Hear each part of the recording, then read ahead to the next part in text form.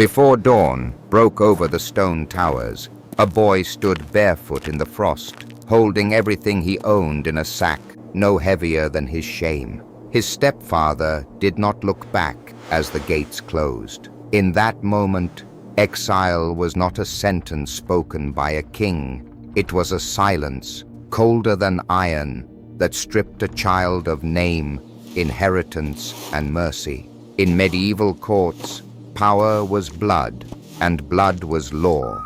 To be cast out was to be erased. Yet, history has a way of remembering those it tries hardest to forget. What followed was not a legend of heroes or saints, but a slow, brutal climb through hunger, betrayal, and the careful study of men who rule by fear. Years later, in the same hall where that boy had once been dismissed like a stray, a man would kneel, not in prayer, but in terror, before the very life he thought he had destroyed. The fall of one and the rise of another would expose how cruelty breeds consequences, and how pride, once crowned, can be forced to bow. If you're drawn to true feeling stories of power, exile, and revenge, shaped by real medieval politics, subscribe to the channel now. These are the histories that were never meant to be told, and once you hear them, you won't look away. The boy's name was Matthias of Altenhof. Though by the winter he was cast out, no one in the household used it anymore. Names implied belonging, and belonging had been taken from him the day his mother died in childbirth. His stepfather, Lord Eberhard von Altenhof, ruled the small border county with the rigid certainty of a man who believed mercy weakened bloodlines. To Eberhard, Matthias was not a son, but an inconvenience, living proof of a wife's former life and a claim that complicated inheritance. The dismissal came without ceremony, no council, no priest, just a curt order delivered in the inner courtyard before servants who understood better than to look sympathetic. Matthias was 12. He had been given a sack of bread already turning hard, a patched cloak once worn by a stable hand, and a warning not to return. Eberhard stood at the top of the steps, his hands clasped behind his back, watching as one might watch a problem resolve itself. What Eberhard could not see was the damage already done. Matthias had grown up learning silence. He learned when to lower his eyes, when to speak only if spoken to, when to absorb insults as if they were weather. The exile did not break him in a single moment. It completed a process that had been underway for years. Outside the manor walls, the world was not cruel out of malice. It was cruel out of indifference. Matthias walked south toward the trade roads, sleeping in haylofts, begging crusts from monasteries, and learning quickly which faces offered kindness and which concealed danger. Hunger sharpened his memory. He remembered names, gestures, debts owed and unpaid. Survival became an education. By 14, he was taken in by a merchant caravan as a runner, then later as a clerk who could count faster than most grown men. Matthias learned the value of parchment, seals, and signatures. He watched merchants negotiate with lords who spoke of honor but calculated profit with the same cold precision. Power, he realized, did not always wear armor. Sometimes it carried ledgers. Years passed. The boy became a young man, lean and watchful. He learned to read Latin from a disgraced canon who drank too much and talked even more. From him, Matthias absorbed history, not the triumphs sung by poets, but the failures whispered in margins, families undone by succession disputes, stepkin murdered for convenience, alliances broken with a nod and a knife. He listened closely when Altenhof was mentioned. His stepfather's lands sat at a fragile crossroads, coveted by larger neighbors, protected only by clever marriages and the illusion of stability. Eberhard had remarried. He had no sons. His rule, once firm, was beginning to strain under taxes imposed to fund fortifications and bribes. The people murmured. The lesser nobles watched. Matthias learned all this not through spies, but through commerce. Information traveled with goods, and he traded carefully. By his early 20s, Matthias entered service under Count Ulrich of Breidenwald, a man known for rewarding competence over birth. Matthias did not claim lineage. He did not need to. His value was in his mind, his ability to anticipate shortages, predict unrest, and quietly neutralize problems before they demanded bloodshed. Ulrich trusted him with correspondence. Others were not allowed to read. Still, Altenhof lingered like a shadow. Matthias never spoke of it, yet every decision he made seemed guided by lessons learned there. He was patient where others rushed. He was polite where others threatened. He understood humiliation as a tool, one far sharper than force. When war loomed between Breidenwald and a rival duchy, Altenhof's position became critical. Lord Eberhard, aging and increasingly isolated, was summoned to pledge loyalty. He arrived late, defensive, insisting on old privileges. The court whispered. Matthias watched from the edges of the hall, older now. His face hardened into something unreadable. Eberhard did not recognize him. The negotiations dragged on, each side posturing. Altenhof's debts surfaced. Old charters were questioned. The county's security, once assumed, suddenly looked fragile. A proposal emerged, one that would strip Eberhard of direct control unless he could prove uncontested succession. His second wife had died childless. The hall grew quiet. Then Matthias stepped forward. He spoke calmly, presenting documents long forgotten.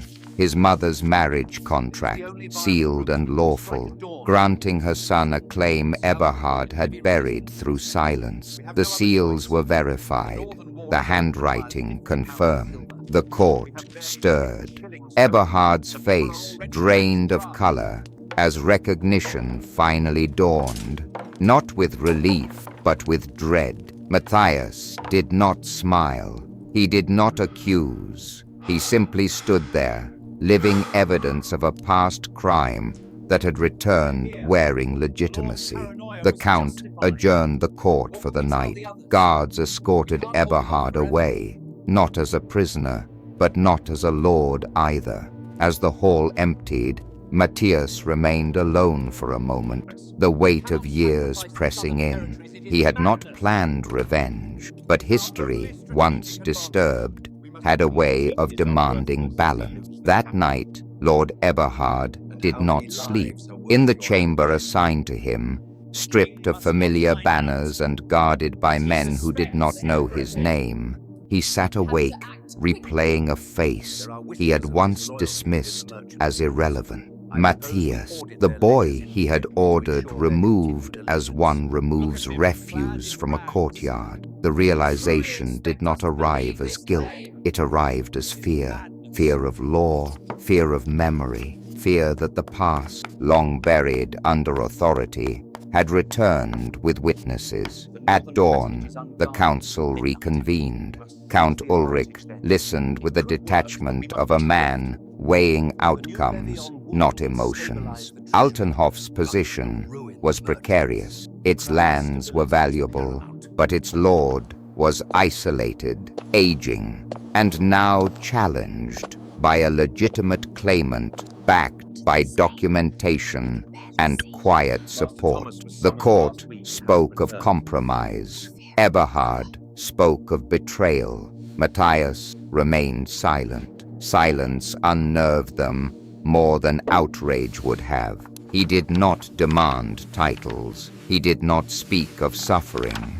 When asked directly what he sought, he answered simply that the law should be followed, that the truth should be acknowledged, nothing more, nothing less. Behind the scenes, however, pressure mounted. Lesser nobles who had long resented Eberhard's taxes saw opportunity. Merchants complained of tolls. Clergy recalled donations promised and never delivered. Altenhof's strength, once unquestioned, fractured under scrutiny. Eberhard attempted to rally allies, but loyalty purchased through fear evaporated quickly when fear shifted direction. In private, Count Ulrich summoned Matthias. "You understand," Ulrich said carefully, "that inheritance is never just blood. It is politics." Matthias met his gaze. "I understand that blood ignored does not vanish. It waits." Ulrich nodded.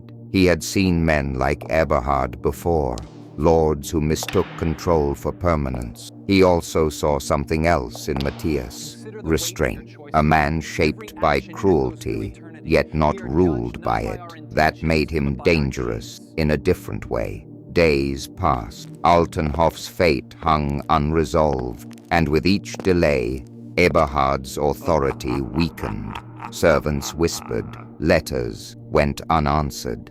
The old lord's posture collapsed inward, his voice roughened by panic he could not openly admit. Then, in an act of desperation, Eberhard requested a private audience with Matthias. They met in a small stone chapel adjoining the keep. No guards, no witnesses, just the echo of footsteps and the cold smell of incense. Eberhard did not begin with apology. Pride does not dissolve easily. "You were never meant to survive," he said quietly, as if stating a logistical error. Matthias did not react. He had imagined this moment too many times to allow surprise. "I did what was necessary," Eberhard continued. "The county needed stability. You were a complication." "A child," Matthias replied. Eberhard's jaw tightened. A claim. There it was. Not hatred, calculation. Matthias understood then that no remorse would come. Not truly. And strangely, that knowledge freed him. He did not need Eberhard's regret, only his recognition. "I do not seek your forgiveness," Matthias said, "nor your affection. Only what the law already granted and you denied." Eberhard laughed bitterly. "And when you take it, what then? You think they will accept you? You are half remembered, half foreign. You learned your manners in caravans, not courts." Matthias stepped closer. "Yet here I stand, and here you kneel soon enough." The words struck harder than any threat. Eberhard left the chapel shaken, understanding too late that the boy he had discarded had learned power in places armor could not reach. The council's decision came swiftly after that. Altenhof would be placed under provisional control. Matthias was named lawful heir, pending a period of stewardship to ensure continuity. Eberhard retained his title in name only, stripped of authority, his decisions subject to oversight. It was a bloodless outcome, on parchment. In reality, it was an execution of status. Eberhard withdrew from public view, his health failing rapidly. The court moved on. Matthias assumed responsibilities with quiet efficiency, meeting stewards, auditing accounts, listening far more than he spoke. The people noticed. Taxes eased. Repairs began. Altenhof stabilized under hands that remembered hunger. But stability breeds enemies. Rumors surfaced. Whispers that Matthias sought not reconciliation, but erasure. That Eberhard's fall was only the beginning. that old loyalties would be punished. Matthias ignored them, believing transparency would protect him. It did not.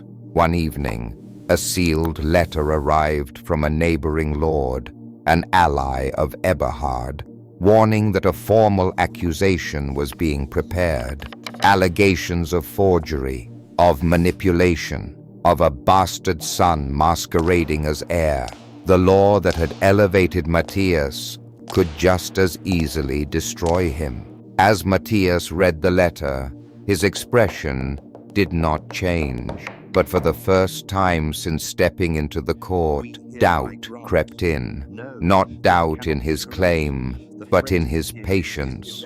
Across the keep, in a darkened chamber, Eberhard smiled for the first time in months. Even stripped of power, he still understood one truth. If he could not rule Altenhof, he could burn it down. The accusation reached the council like a blade slipped between ribs. Forgery, illegitimacy, manipulation of seals, words chosen carefully, legal enough to demand inquiry, vague enough to stain reputation before proof was required.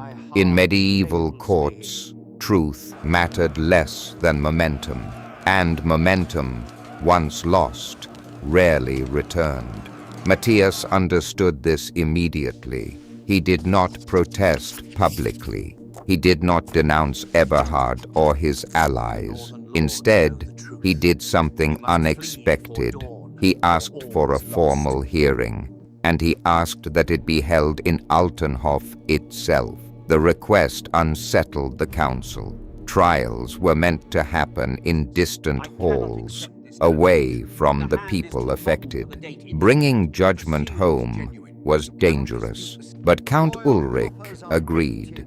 The weeks leading up to the hearing were tense. Altenhof filled with officials, clerics, and envoys from neighboring lands. Taverns buzzed with speculation. Was Matthias a fraud who had risen too fast, or a wronged heir finally claiming his place? The uncertainty gnawed at him more than open hostility would have. Every smile felt provisional, every greeting measured. Eberhard, though officially infirm, insisted on attending. When he entered the great hall supported by a cane, the room fell silent. Age had hollowed him, but his eyes still burned with calculation. This was not a man seeking justice. This was a man seeking control over the ending of his story. The proceedings began at dawn. Witnesses were called, seals examined, clerics debated handwriting. Matthias listened, hands folded, his face composed. He had anticipated every argument, except one. A former steward stepped forward, an old man with trembling hands. He testified that Matthias's mother had been secretly unfaithful, that the marriage contract might be valid, but the bloodline was not.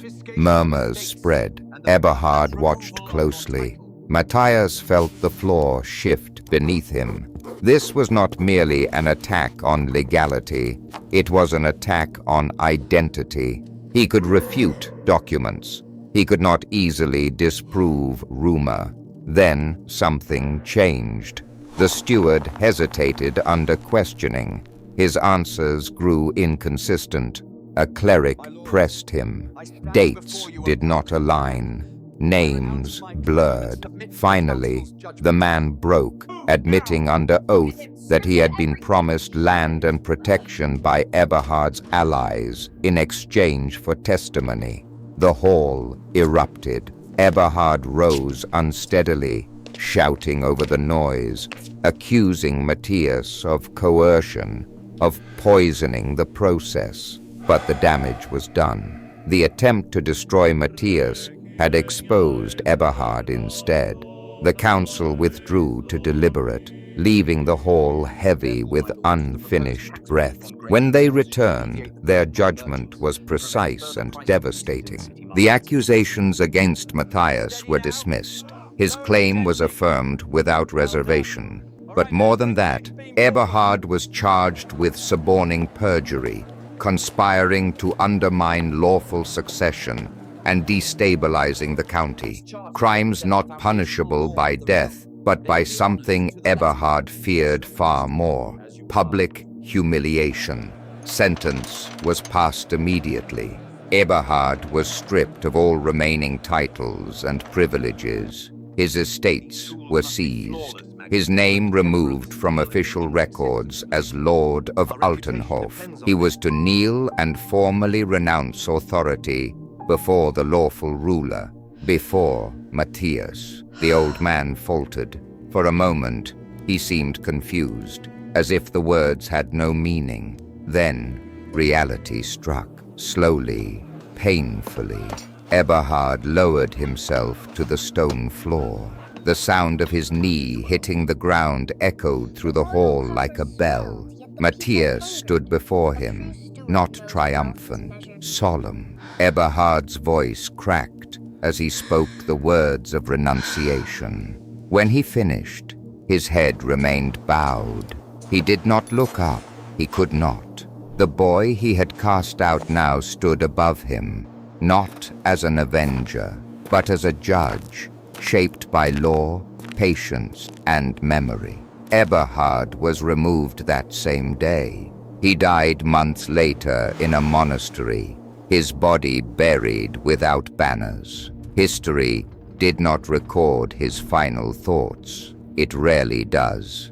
Matthias ruled Altenhof for 27 years. His governance was cautious, methodical, and deeply informed by deprivation. He reduced arbitrary punishments. He insisted that contracts be honored regardless of rank. He never exiled a child. Those who served under him noted his habit of listening longer than necessary, as if weighing words against unseen histories. Yet those closest to him observed something else, a distance. Matthias married, but never spoke of love. He produced no heirs. When asked why, he once replied, "Some lines should end." When he died, his rule was remembered not as glorious, but as just. Altenhof prospered quietly. No monuments were raised in his name. None were needed. History often celebrates conquerors and crowns, but sometimes its most powerful lessons are found in what endures without spectacle. Cruelty, when exercised without consequence, teaches nothing. But cruelty answered by restraint, by patience, by law, that reshapes the future. And exile, when survived, can become education. Subscribe to the channel for more deeply researched, emotionally grounded historical stories like this, where the past speaks clearly and its lessons still matter today.